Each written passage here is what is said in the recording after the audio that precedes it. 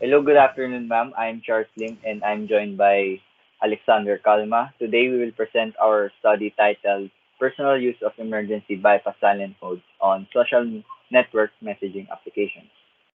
Our presentation is composed of the following: introduction, theoretical framework, objectives, significance of the study, scope and limitation of the study, system architecture, research design, participant, measure, and questionnaire. So for the introduction, Alexander will be explaining.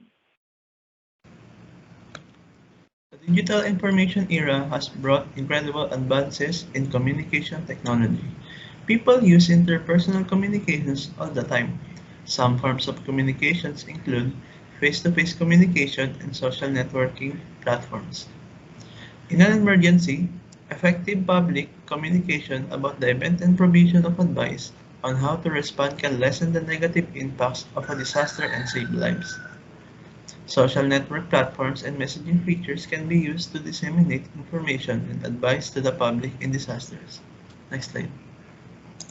So for our theoretical framework, in developing an application that allows for personal use of emergency information dissemination or emergency bypass silent mode, a study conducted by Mirko Montanari and others has the most relevance.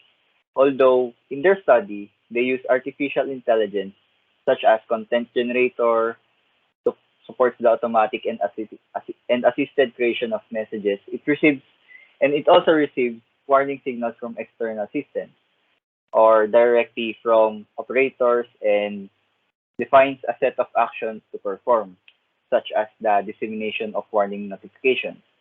So we, the researchers, also take into the consideration the issue that have been encountered from the study, and the issue that they have encountered in the said study is that um, the contact information was not being updated. So we've taken this into consideration and we will apply this into our study. So for our objectives, Objectives. The objective of the study is to determine the importance personally using of emergency bypass silent mode for faster emergency information dissemination to peers in an event of an emergency.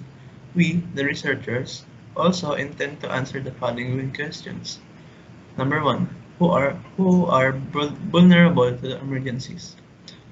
Number two, how important it is to disseminate information faster at times of personal emergencies or disaster to peers and relatives. Next slide. so for our significance of the study, information is the most valuable commodity during emergencies or disasters. It is what everyone needs to make decisions. So usage of information communication technologies presents a variety of advantages such as 24/7 connectivity, limitless access, and it is time saving. So at times of emergencies, information has a powerful impact on how an individual will respond. So the following will be able to benefit from our study. First is the public or the user. Since this study will develop a messaging feature that will be able to send emergency messages while bypassing the receiver's silent mode, users will be able to send or receive personal emergency messages that will give them an advantage on their decision making. And this will also accelerate the capabilities of the user's information dissemination during an emergency. So second, that will benefit from our study is the for the future researchers. As we are creating studies, we've found that there are only a little amount of related literatures or studies that have been conducted about personal emergencies and information dissemination during personal emergencies. So we, the researchers, hope that this study will be able to give ideas to future researchers seeking similar or related topics. Future researchers can utilize the knowledge that they gain in the study and apply it into their own specific study. So next slide.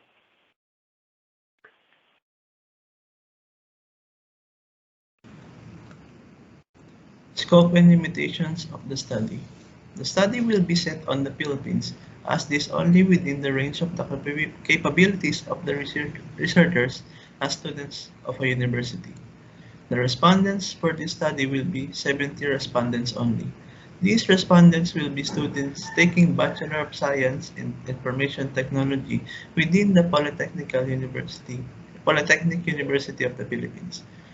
The researchers will be using a self-developed program that will enable users to personally send emergency messages with the use of their smartphone.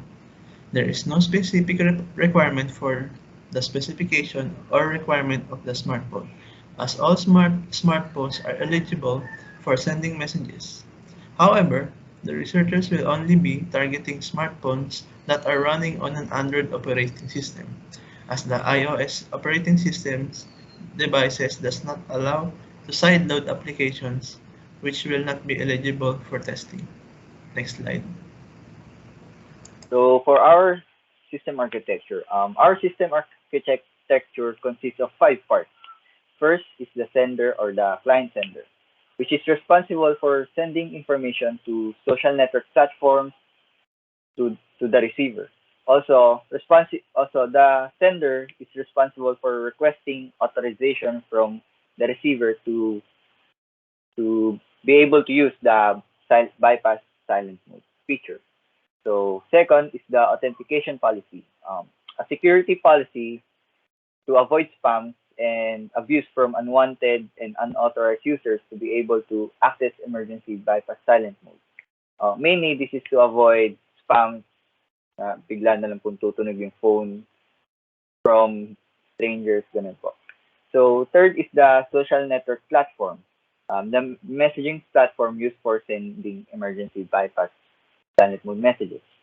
So fourth is the notification system, a system that is responsible for bypassing the silent mode with the help of authentication policy to provide access to authorized users and provided by authentication policy. And lastly is the receiver. This is end user that is responsible for receiving the emergency information coming from the sender. So next slide. In this study, a descriptive research method will be used to be able to accomplish the objective in the study. Quantitative research method was used to be able to identify the findings that will be expressed through numbers or mathematical expressions. Questionnaires will be used to determine the data or the population assessment. This will help to determine the importance of faster emergency information dissemination. Next slide. So for the participants involved in this study were families of students that is currently enrolled in the course BS Information Technology and professors of the CCIS department.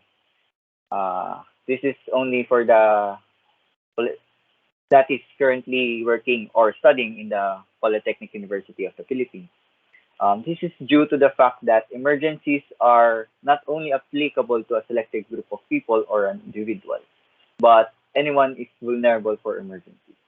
So next slide. To determine the people that are vulnerable to emergencies, the respondents will be asked to provide their general information and to ask questions about if they ever encounter an emergency.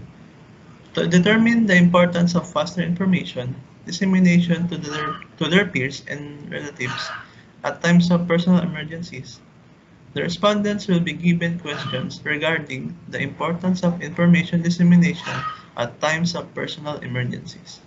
It will have a range of 1 as the minimum score as if not all important, up to 5 as maximum score if it is very important. Amidst pandemic, the researchers will conduct their survey questionnaires with the use of Google Forms. Questionnaires will be provided in the appendix section. Next slide.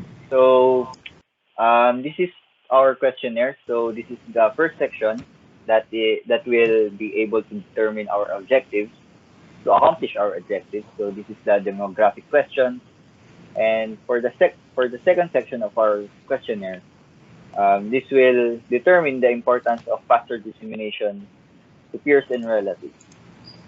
So that's all. Thank you. Thank you po.